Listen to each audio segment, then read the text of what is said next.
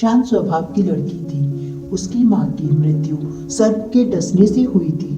पिता ने दूसरा विवाह कर लिया। सौतेली माँ झगड़ालू एवं कर्कश स्वभाव की थी, इसलिए वह दिन भर कंचन से घर एवं बाहर का काम करवाती। कंचन को भरपेट भोजन भी नहीं देती थी। इस कारण कंचन हमेशा उदास रहा करती थी। एक दिन कंचन अपने बाड़ी से उपले के लिए गोबर इकट्ठा कर रही थी। तभी उसकी नजर एक सुंदर एवं चमकती हुई नागमणि पर पड़ गई। उसने उसे उठाकर अपनी फ्रॉक से साफ किया। उसे कोई चमकता हुआ सुंदर शीशा समझकर खेलने के लिए अपने पास रख लिया।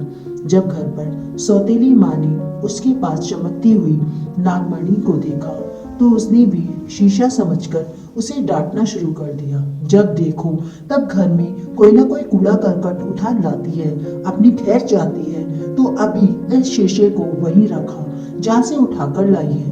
यह सुनकर कंचन सत्ते में आ गई। सोचने लगी, इस वक्त शाम का धुंधला छा रहा है, थोड़ी देर में अंधेरा हो जाएगा।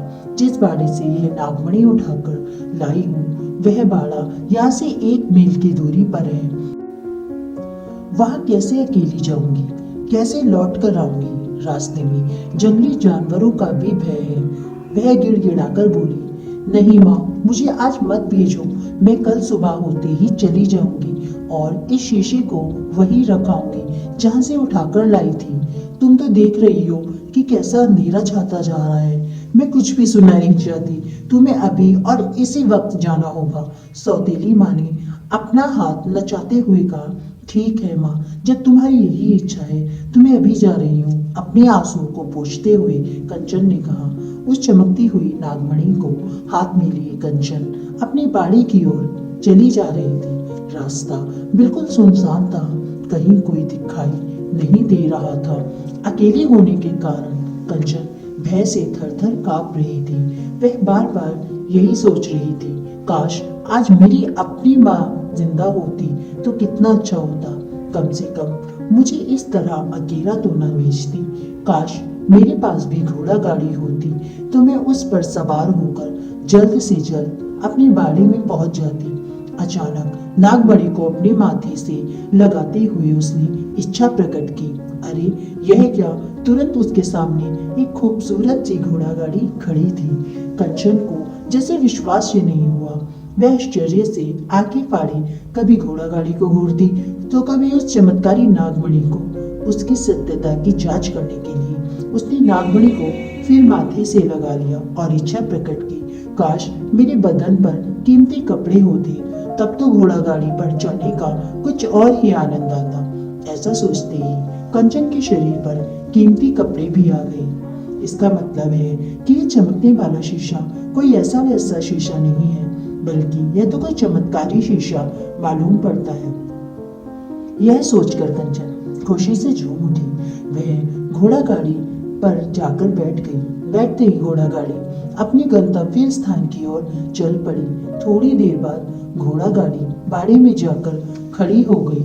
बाड़े की हालत को देखते हुए कंचन ने मणि को माथे से लगाकर यह इच्छा प्रकट की कि काश इस बाड़े की जगह एक विशाल हवेली होती तो कितना अच्छा होता। उसमें नौकर चाकर होते जो मेरी आज्ञा का पालन करते तो और भी अच्छा लगता।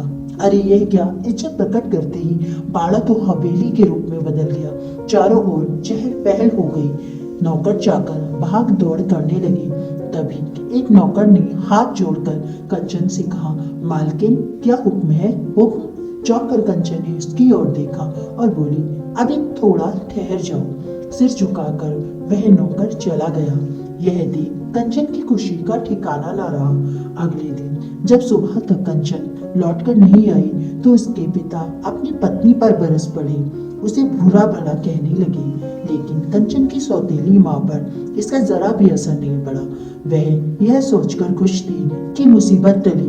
उसे पूरा विश्वास था कि कंचन को जंगली जानवरों ने अपना ग्रास अवश्य बना लिया होगा। फिर भी दिखावे के लिए वह पति के साथ बाड़ी की ओर चल पड़ी। वहां पहुंचने पर अपनी बाड़ी की जगह एक विशाल हवेली को देखकर दोनों भौचक्के से रह गई। अरे यह क्या! बाड़ा कहाँ गया? यह हवेली किसकी है? तभी कंचन की निगाह अपने माता पिता पर पड़ गई। वह दौड़ती हुई उनके पास आई, बोली, माँ, यदि तुमने उस चमकते शीशे को यहाँ रखने के लिए नहीं भेजा होता तो यह हवेली भी ना होती और ना ही ये नौकर चाकर होते। दरअसल वह चमकता शीशा नहीं था, बल्कि इच्छाधारी नाग की मणि थी। मुझे भी बाद में उसका पता चला है। कंचन के मुख से अपनी प्रशंसा सुनकर सौतेली माँ का सिर शर्म से झुक गया। उसने दौड़कर कंचन को अपनी छाती से लगा लिया। कंचन के पिता छल छलाई आंखों से यह सब देख रहे थे और तीनों उस हवेली में खुशी खुशी रहने लगे।